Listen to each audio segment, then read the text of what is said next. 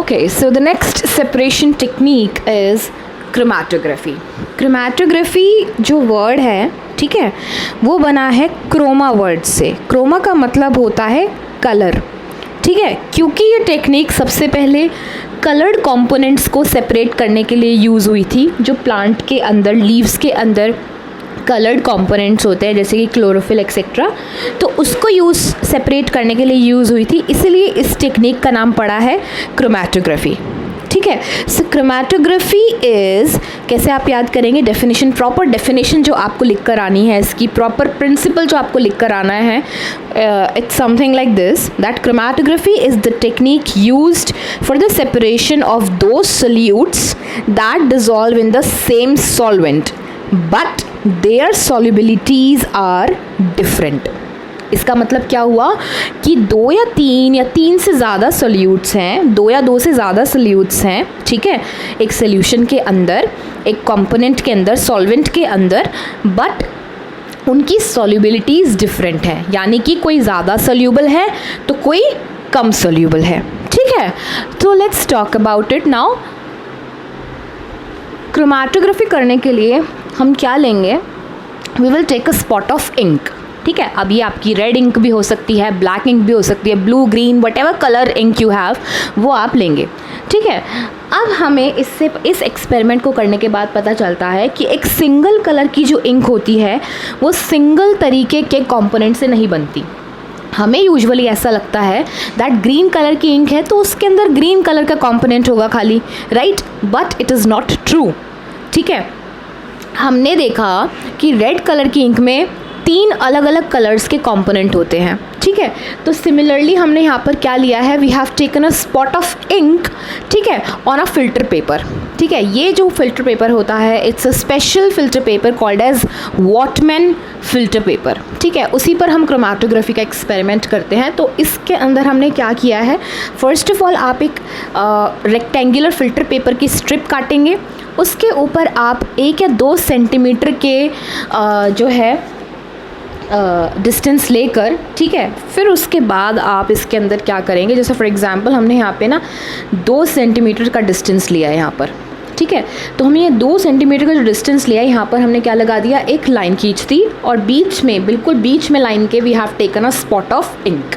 अब क्या होगा, हम इसको थोड़ा सा डिप करेंगे इन वाटर, ठीक है. एक जार के अंदर, ग्लास जार के अंदर हम पानी लेंगे और पेपर का थोड़ा सा पार्ट हम डिप करेंगे.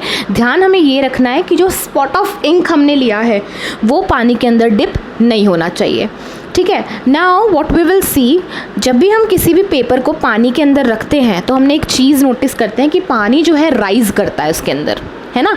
पेपर के थ्रू वो राइज करता है, बढ़ता है आगे. तो सेम केस इसमें होगा. एंड क्योंकि ये वॉटमैन फिल्टर पेपर है तो इसमें जो पानी है वो बहुत अच्छे से ऊपर लेवल तक जाएगा. तो हमें अपना एक्सपेरिमेंट कहाँ पे रोकना है, we have to stop the experiment when the water reaches this level. जब पानी इस लेवल तक पहुँच जाए तब हमें अपना एक्सपेरिमेंट रोकना है, ठीक है. तो बेसिकली एक्सपेरिमेंट जब हमने किया, जब पानी यहाँ से लेके यहाँ तक आया तो हमने देखा that we have 2 spots, A and spot B, ठीक है. हमने एक इंक का स्पॉट लिया था ग्रीन कलर का सपोज, लेकिन हमको 2 स्पॉट्स मिले, A एंड B, ठीक है. So this basically shows that जो हमारी ग्रीन कलर की इंक थी वो ग्रीन कलर के कंपोनेंट से नहीं बनी है खाली, there is also another component in that. So we will obtain in this experiment we have obtained 2 spots. 2 spots आने का मतलब ये है कि इस सॉल्वेंट के अंदर, इस इंक के अंदर 2 सॉल्यूट पार्टिकल्स थे, A एंड B. अब क्योंकि A ने कम डिस्टेंस ट्रैवल किया है, ठीक है, A वाला स्पॉट आप देख रहे हैं, उसने कम डिस्टेंस ट्रैवल किया है और B आगे तक गया है, राइट. B जो है उसने ज़्यादा ट्रैवल किया है distance as compare to A. तो जो भी स्पॉट, ध्यान रखना, जो भी स्पॉट ज़्यादा डिस्टेंस ट्रैवल करेगा, that means that particular solute is more soluble than the other solute component.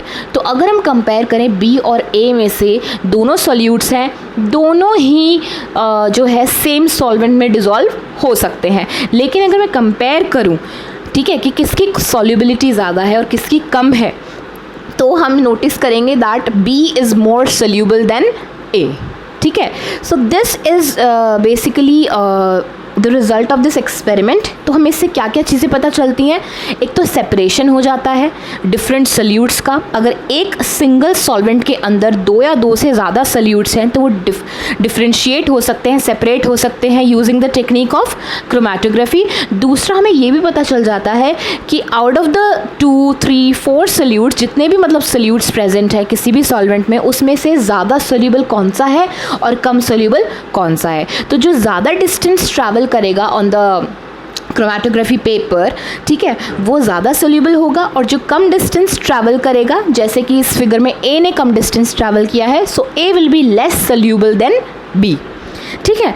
अब बारी आती है जानने की that what are the applications of this process. ठीक है, क्रोमेटोग्राफी सेपरेशन प्रोसेस हम कहाँ कहाँ यूज़ कर सकते हैं। फॉर एग्जांपल, जब किसी का पोस्टमार्टम होता है और हमें पता लगाना है कि ब्लड के अंदर ड्रग्स थे या नहीं, तो हम ड्रग्स को सेपरेट कर सकते हैं from the blood. Very small sample of blood हमें चाहिए इसके लिए। आप देख सकते हैं सिर्फ एक सिंगल स्पॉट चाहिए, है ना। तो कम सैंपल से भी हम पता लगा सकते हैं कि ब्लड में ड्रग पॉइजनिंग थी या नहीं, क्योंकि ड्रग्स जो हैं वो सेपरेट हो जाएंगे। ठीक है। दूसरा है, अगर हमें नेचुरल कलर्स जो हैं हमारे, जैसे लीफ पिगमेंट हो गए या फ्लावर्स पिगमेंट हो गए, तो हम उसमें भी देख सकते हैं कि क्या वो पिगमेंट एक ही तरीके का है या एक से ज़्यादा तरीके का है। So we can separate various pigments from the natural colours. Okay, and we can also separate various colours present in a single ink और डाई। ठीक है। So these are some of the applications of the process chromatography.